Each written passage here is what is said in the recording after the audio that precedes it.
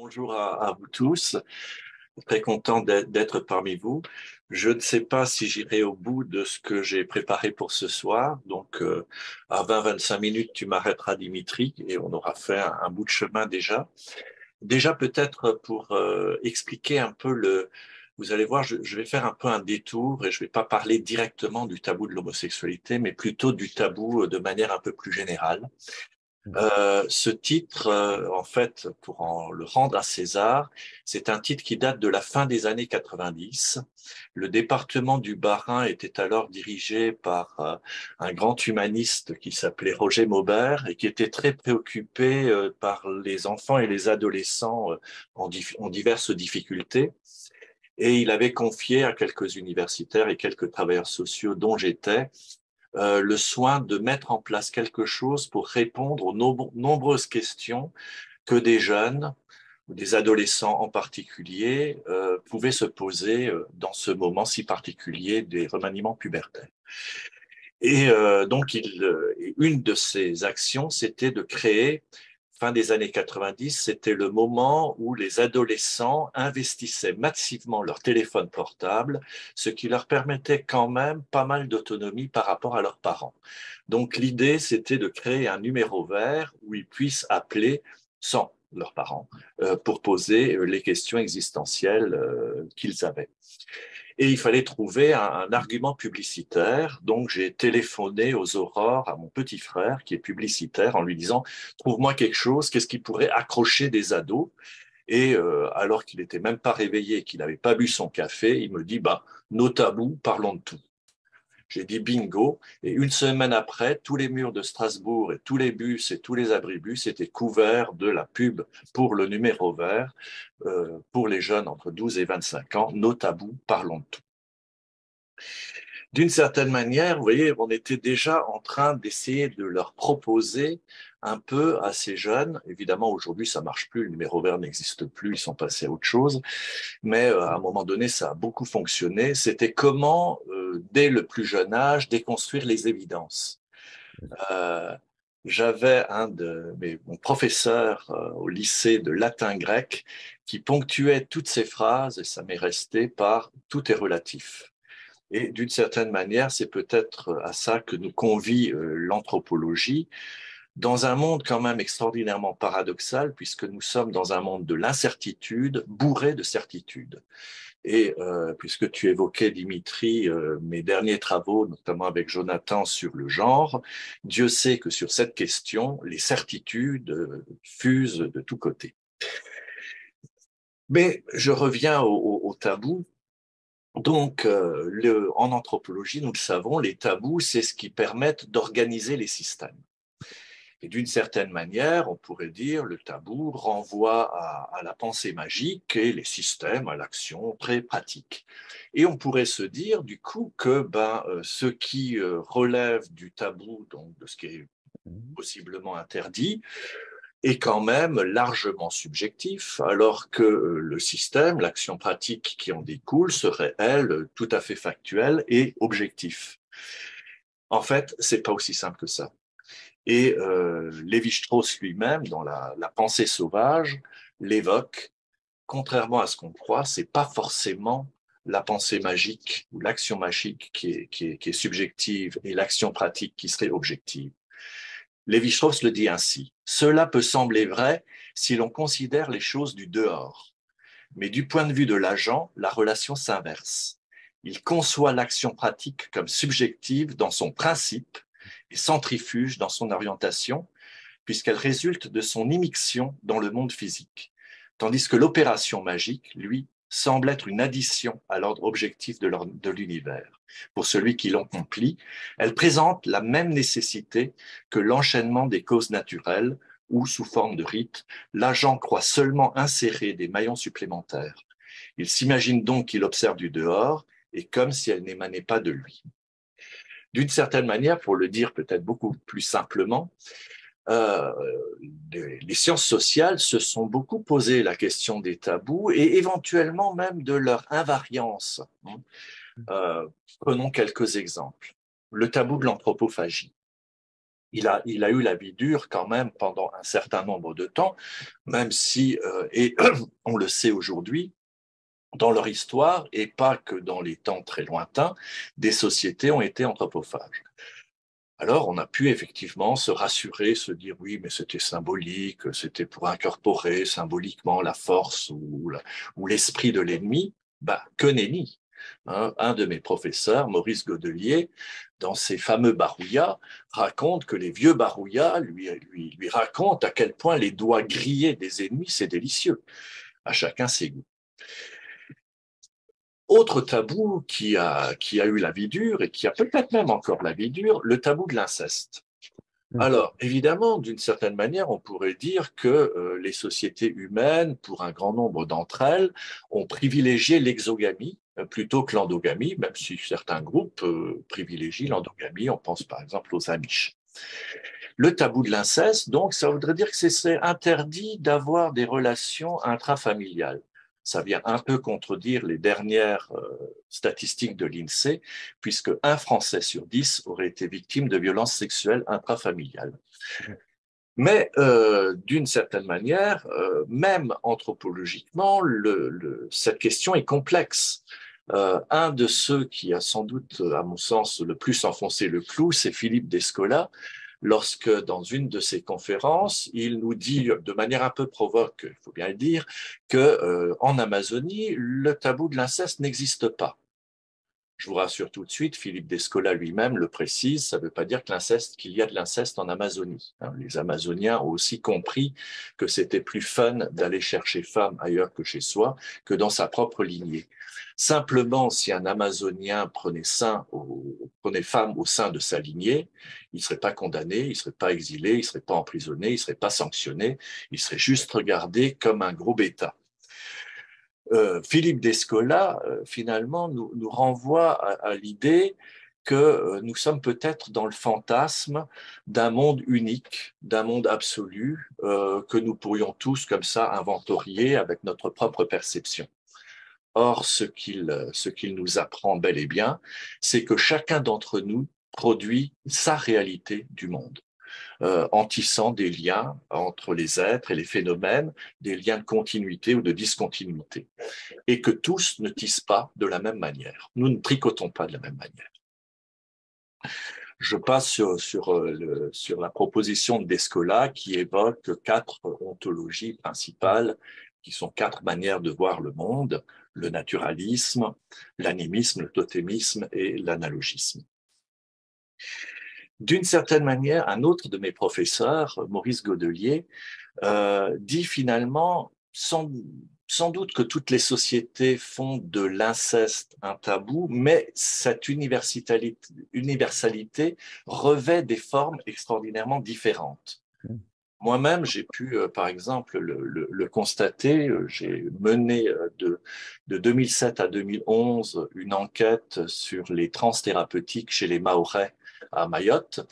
Et les Mahorais, par exemple, ont comme tabou princeps l'inceste frère-sœur, qui pour eux est beaucoup plus grave que l'inceste d'un ascendant.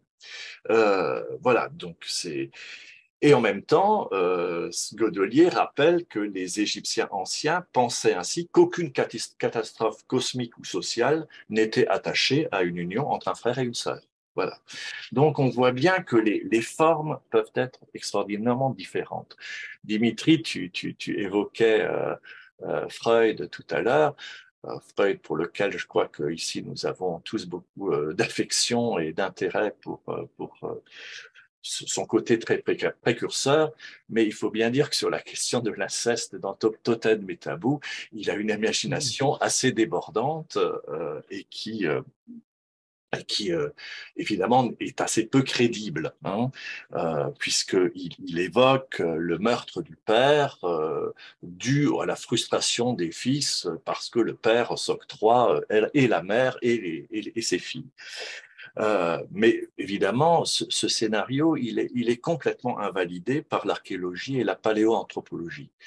Là aussi, d'ailleurs, c'est assez rigolo de voir que les fantasmes que certains peuvent avoir d'une domination de l'homme sur la femme dès l'âge préhistorique est battu en brèche par la paléontologie, puisque les femmes étaient, pour ce qu'on en sait, tout à fait aussi guerrières et chasseurs que les hommes.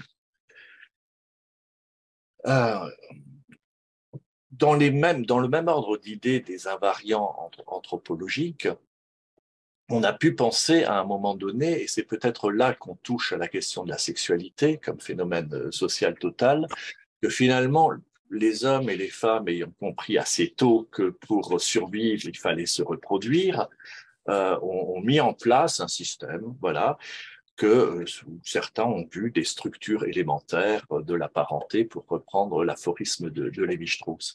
Mais là encore, on s'aperçoit que la question est infiniment plus complexe, et Lévi-Strauss lui-même, d'ailleurs, avait, lorsque son œuvre est parue à la Pléiade, eu une petite hésitation à ce qu'il paraisse les structures élémentaires de la parenté, non pas que c'était faux, hein, mais c'était sans doute incomplet, et un certain nombre de ses fils spirituels, je pense bien sûr à Tsaiwa, qui était un des élèves de Lévi-Strauss, et son magnifique travail sur les Na de Chine, hein, dont le titre est suffisamment explicite, Une société sans père ni mari, qui va en brèche quand même une vision un peu binaire, patrilinéaire et matrilinéaire des sociétés. Finalement, donc, comment s'organise avec tout ça et avec les interdits, la sexualité? Alors, de manière assez étonnante, j'ai retrouvé par hasard la définition de la sexualité d'une organisation qui a quand même prouvé par le passé son conservatisme le plus absolu, puisqu'elle n'a reconnu que l'homosexualité n'était pas une maladie qu'en 1990, et qu'elle a enlevé les troubles de l'identité de genre qu'en 2019 de sa nosographie, c'est évidemment l'Organisation mondiale de la santé. Eh bien, l'Organisation mondiale de la santé a une définition de la sexualité qui laisse quand même assez songeur. Voilà sa définition.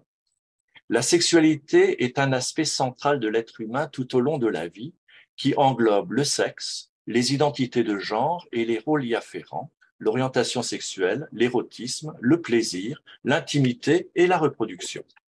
La sexualité est vécue et exprimée sous forme de pensée, de fantasmes, de désirs, de croyances, d'attitudes, de valeurs, de comportements, de pratiques, de rôles et de relations. La sexualité regroupe ainsi de nombreuses dimensions, mais chaque personne ne ressent pas ou ne vit pas nécessairement chacune d'entre elles.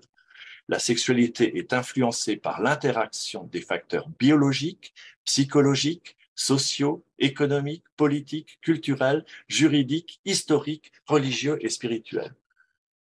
Pas mal l'OMS, hein, on croirait presque du Ballandier dans le texte. Finalement, peut-être un des seuls invariants, mais ça serait peut-être la thématique d'une autre rencontre, Dimitri, je te lance la piste, c'est les rites.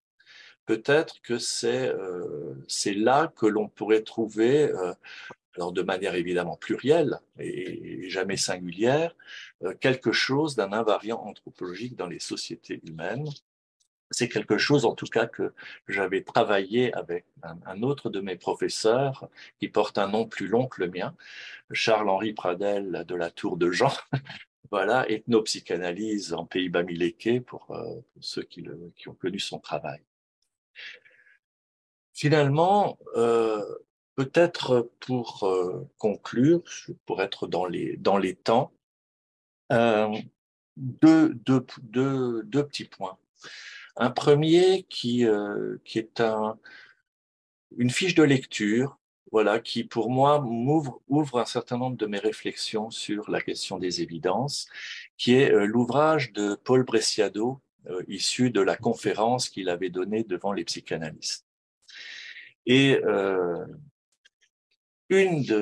un moment donné, Preciado dit ceci, et ça m'intéresse. Alors le fil rouge de tous mes travaux de recherche, c'est les rites de passage. Donc, vous verrez que c'est peut-être pour ça que j'ai focalisé sur cette phrase-là de Preciado. Voilà ce qu'il dit. Le migrant a perdu l'État-nation. Le réfugié a perdu sa maison. La personne trans perd son corps. Ils traversent tous la frontière. La frontière les constitue et les traverse, les destitue et les renverse. Voilà quelque chose qui m'intéresse du côté d'une thématique immense qui est la colonisation de l'esprit et des corps. Dernier point de conclusion, je m'excuse pour les amis qui ont entendu 1000 fois cette anecdote, mais c'est celle que je sers presque en introduction à tous mes étudiants. C'est une petite histoire qui m'est arrivée il y a plus de 10 ans maintenant, où je m'étais adressé à la demande de professionnels à des collégiens d'un collège zone d'éducation prioritaire de Strasbourg. Et pour prétexte au débat, devant 6 classes de 6e et 5e, j'avais utilisé un outil statistique que m'avaient prêté des amis belges, qui était un questionnaire de 35 questions fermées sur les niveaux d'amitié des jeunes. Donc 35 questions du type, pourrais-tu être ami avec un camarade d'une autre couleur de peau, pourrais-tu être ami avec un camarade d'une autre religion que toi, etc. Avec un principe des amis du même âge. Ce qui m'avait beaucoup étonné dans ce petit travail, qui n'a pas de prétention scientifique majeure, c'est que ces 6 classes avaient toutes répondu de la même manière. C'est-à-dire qu'elles avaient répondu oui à 33 questions avec, je dirais, la naïveté de l'enfance. Pourrais-tu être ami avec un camarade d'une autre couleur de peau que toi? Ben oui, monsieur, regardez, il est noir, elle est brun, je suis jaune, il n'y a pas de souci. Ce qui était plus étonnant, c'est qu'ils ont répondu tous unanimement non à 2 questions et pour certains d'entre eux, particulièrement les garçons, avec une certaine vivacité. Donc, impossible pour les petits collégiens et les petites collégiennes de ce collège d'être amis avec un ou une camarade homosexuelle, d'être amis avec un ou une camarade juif. Et ma proposition, et ce sera ma conclusion, c'est que nous sommes face à 2 possibilités. Première possibilité, c'est celle proposée par TF1, M6, BFM TV et CNews, c'est de se dire que bon, ben voilà, les rites de virilité expliquent l'homophobie, que la majorité des familles de culture musulmane expliquent l'antisémitisme, voilà. Est-ce que ça suffit? Est-ce que c'est suffisant? Est-ce que ça nous permet d'avancer? Je ne le pense pas. Je pense que ces petits collégiens et ces petites collégiennes sont exactement comme vous et moi. C'est qu'ils sont des êtres socialement et culturellement construits qui vont grandir et on peut l'espérer changer. Et qu'en tout cas, ils sont comme nous construits par leurs environnements, leur éducation, leur culture, leur histoire, leurs événements de vie et leurs rencontres. Voilà. Je vais en rester là, si vous voulez bien, et puis passer la parole à Lionel.